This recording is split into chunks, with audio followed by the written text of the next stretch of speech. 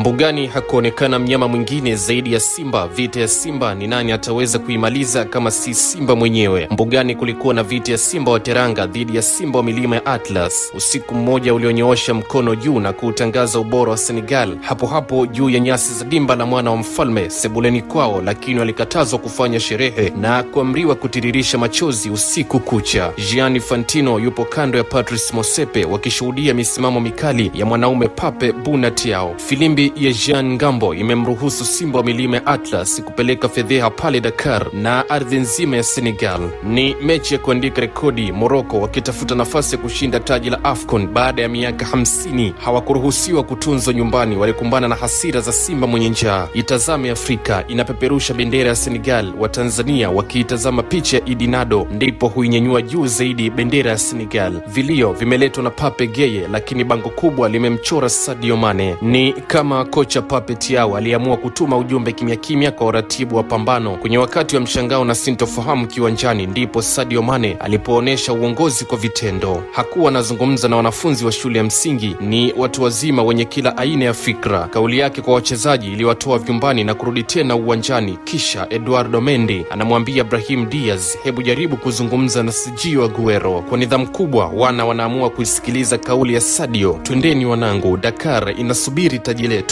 Hatujaisikia filimbi ya mwisho, maana yake vita bado ipo ndani ya muda. Twendeni tukaishinde vita. Sadio Mane, alama ya Senegal kwenye orodha ya watu wa heshima pale Senegal, basi Sadio ni miongoni mwa majina hayo. Senegal walikuwa wachungu usiku ule, wakashinda kikombe na kuiacha fedheha ya vita ya taulo ikiwatafuna walimatende. Fainali ya maajabu kwenye usiku wa maajabu. Shuhuda wa usiku ule ni Bimi Imam Shughuli Mali.